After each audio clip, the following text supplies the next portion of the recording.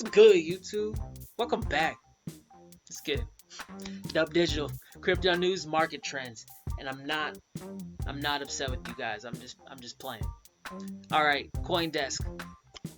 Coffee giant behind Folger's Cafe Bustelo taps IBM for track and trace blockchain.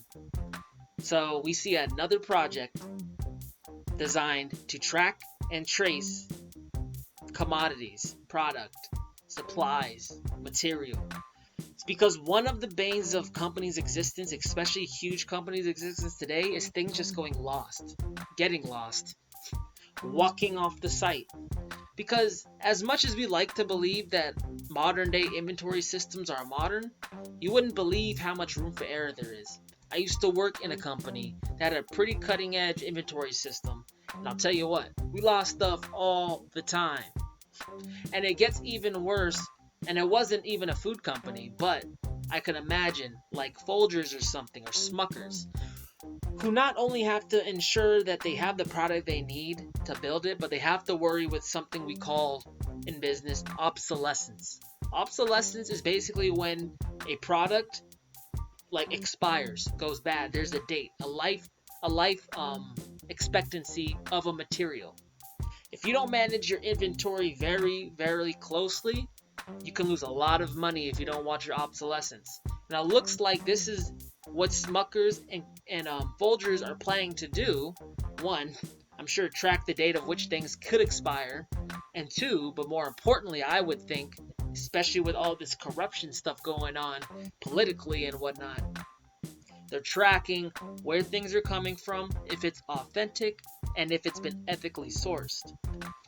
Um, yeah, I'm gonna stop talking on that. I'm just reading the article.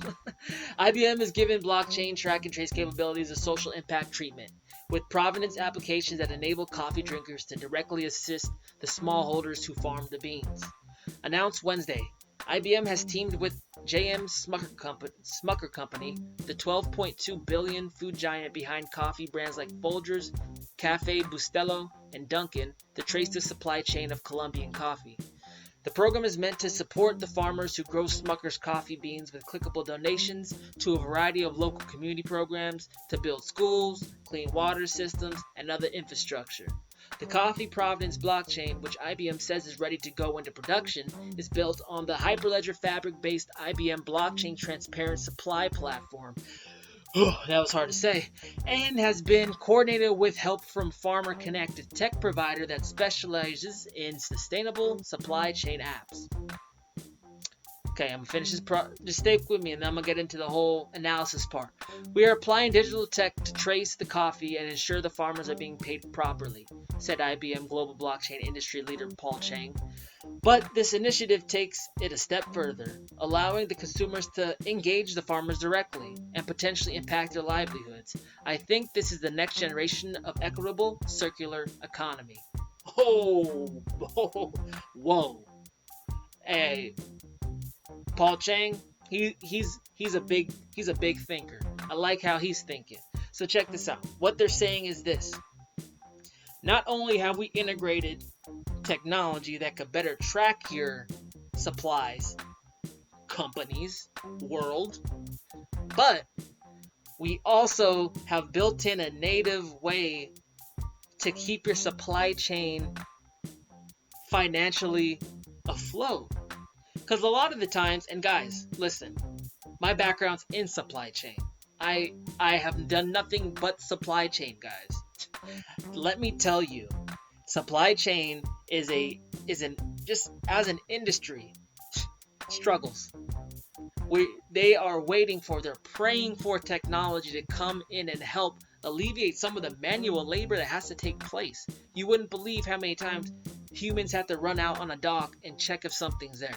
It happens a lot more than you would think, especially on the industry, especially if it's more like the higher and more involved the production is, the harder it is to track these things.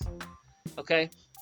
This is huge because another problem in supply chain is sometimes you contract work out. If your inside capacity is is not, you can't expand it anymore, you can't take any more work on, but yet work is flowing in from the business management department, you outsource it and contract other companies to do that work for you and then ship it in so you can assemble it.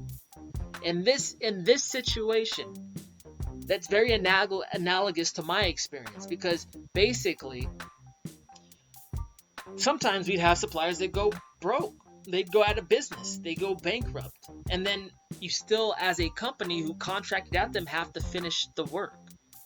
This way, this is awesome for Folgers, this is awesome for Smuckers, because it helps alleviate some of that burden.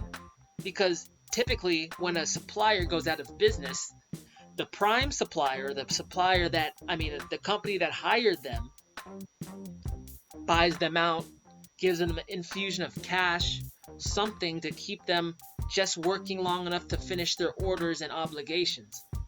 This lets your customer base perform that for you. Huge, guys. This is big. There's no reason a company wouldn't want this system. It's almost like self-funding. It mitigates your risk from your supply chain going having financial hardships. And it tracks your inventory and materials. I love what's happening today, guys, in the blockchain space. I love waking up every morning and reading about this stuff because it's what I thought would happen. Back in 2016, when I saw all these white papers coming out, and look at the blooming innovation we've seen, guys. Last bull run was all spurred on hope, spurred on hype, spurred on tribalism. Now we have real world reasons to invest. And the best part is, guys, if you're watching this channel, you're probably already invested. And what is it called when you have a price of which you paid for something and a price of which you sell for something? That's called profit. I'm Dub Digital, Crypto News, Market Trends. Talk to y'all later. Peace.